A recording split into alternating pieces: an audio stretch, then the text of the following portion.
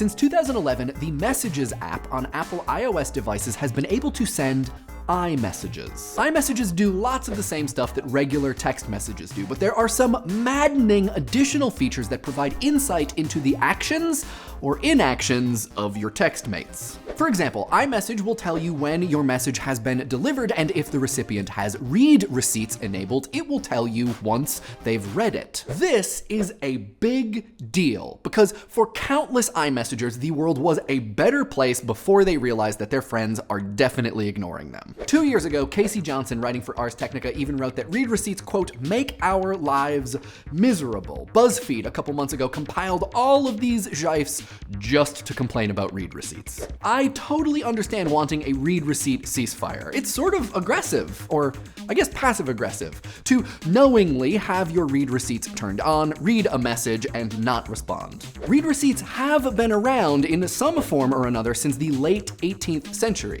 Avis de Reception, or acknowledgement of receipt, was available for documents sent by post in many countries by 1875. In the age of email, read receipts gained some visibility, but mostly remained quarantined. I remember my first AOL email address had read receipts, so I could check to see if my friends, also on AOL, read my email that contained the button combos for every Mortal Kombat fatality. A previous job of mine had an Outlook-based email system with read receipts, so I could check to see if my coworkers read the email I sent them with the button combos for every Mortal Kombat fatality. But the thing about email read receipts is that you check them. They're usually not sent to you. And the thing about email is you never expect an immediate reply. Maybe in a couple hours, a day or two, eventually I'll hear back. But you're not sitting there waiting, hoping. When texting, the opposite is true. If someone texts you back 2 days later, what the hell, man? Were you kidnapped by Reverend Richard Wayne Gary Wayne? And read receipts, there they are, right there. You didn't ask for them, but it doesn't matter. They're just staring you in the face, confirming that your kin was not kidnapped, making you fill in the blanks as to why the silence. They're not responding because they're busy, or because they just don't know what to say, or they don't want to talk to me right now, because they hate me, because we're mortal enemies, because we must meet on the field of battle to determine whether we will get milkshakes this evening.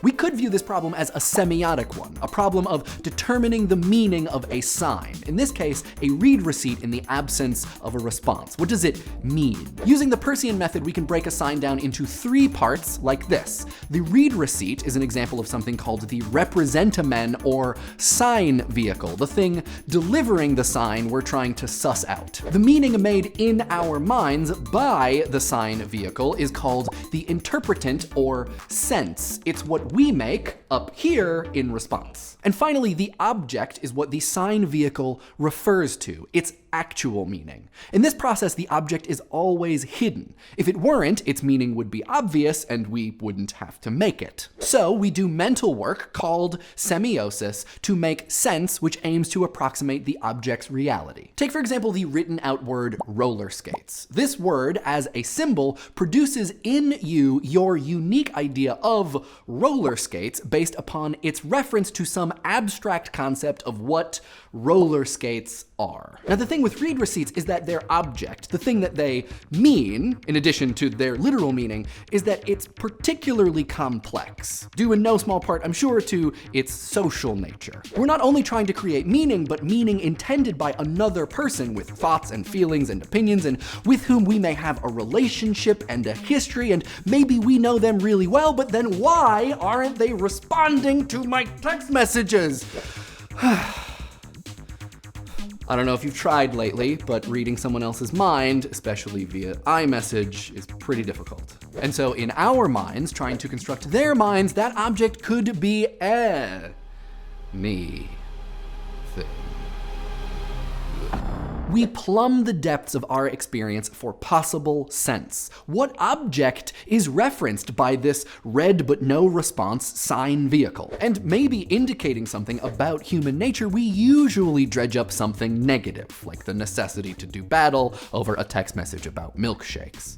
But because you are a smart and self-aware person, you might also think, ugh, you know, I'm just nervous about something else. I'm reading way too far into this. Which means that your sense is yet another sign that you must determine the meaning of, a process that can continue to self-introspective infinity, reacting to the reactions inspired by your reactions, something sometimes called dialogical thinking. Meanwhile, the person who hasn't responded to your text is just like on the phone with their mom or getting lunch from the delivery guy who just showed up, so, you know, chill out. This framework, I think, could also explain green bubble disgust, the intense ire felt by iMessengers when texting non-iMessengers because their bubbles turn to lurid green from tranquil blue.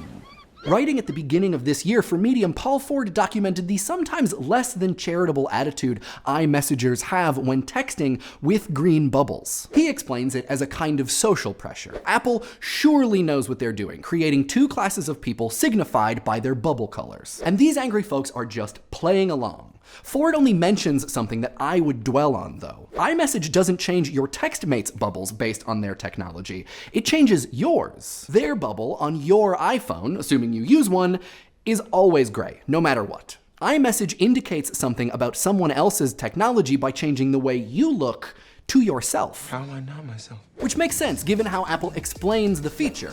Blue is how you know your iMessages are free, multimedia, have read receipts, etc. Green is how you know that they are different. I can see why people think this is, I don't know, aggressive? Especially given the aggressively green bubble color.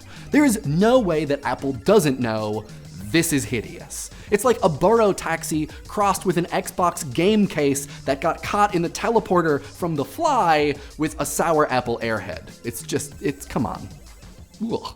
And so, to get back to semiotics, the object being referenced here is complicated. It is at once literally the technology of the person that you're texting with, but also something about you, your technology, your status. Something apparently garish and inharmonious, but ugh. We know that there is nothing wrong with us blue bubblers. We are not different, and how dare it be suggested otherwise? It is clearly the fault of those awful green bubblers. Ugh, monocle drop. In other words, bubble color, like read receipts, can sometimes cause us to create meaning about ourselves, sometimes reflexively, that's less than tip-top tally-ho. Good show. Monocle replace. Which maybe explains why so many of my friends were excited after I texted them for the first time after switching from Android to iPhone.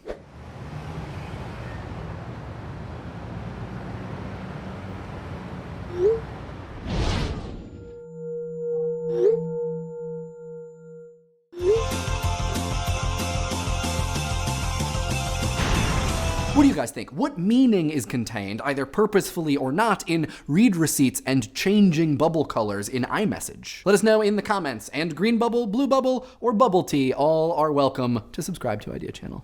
Every comment is a gem to me. Let's see what you guys had to say about Steven Universe and family. Janut's Absurd 5 and a bunch of other people asked what is so special about Steven Universe, and talk about how there is no shortage of other TV shows that sort of challenge the legitimacy of the nuclear family or show how things that are not literally families are family-like. And I think that there are a couple answers to this question. The first is that Steven Universe is not the only show to have ever challenged the idea of family.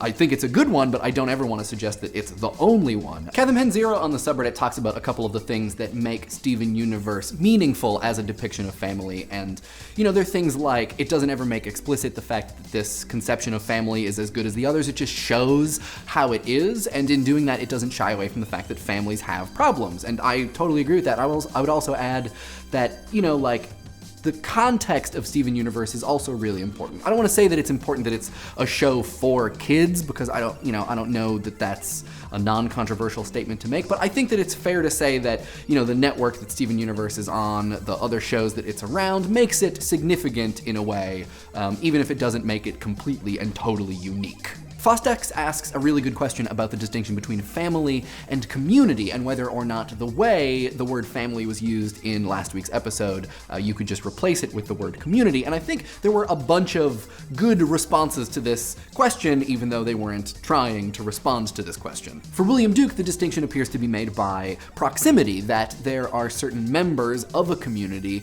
that you can feel very close to, and that is what makes them feel as though they are family. Christopher Robin talks about how fandom can produce family because of the close-knit feeling of a small group of people and the sort of time that they've invested, that the effort that they have expended to create and maintain that close-knit relationship. And Mike Connor talks about how family is a group of people that has a positive impact on you, that you can be involved in a larger community, but that it is the people who are affecting your life for the better that constitute family. Great comment, fam. This week's episode was brought to you by the hard work of these residents of Beach City. We have a Facebook and IRC and a subreddit, links in the doobly-doo. And the tweet of the week comes from White Voidia, who was not the first person to point out the button to me, but was the one that got me to finally look at it. If you haven't seen it, it's interesting. I don't know that we'll do an episode about it yet. I want to know what happens when it hits 0.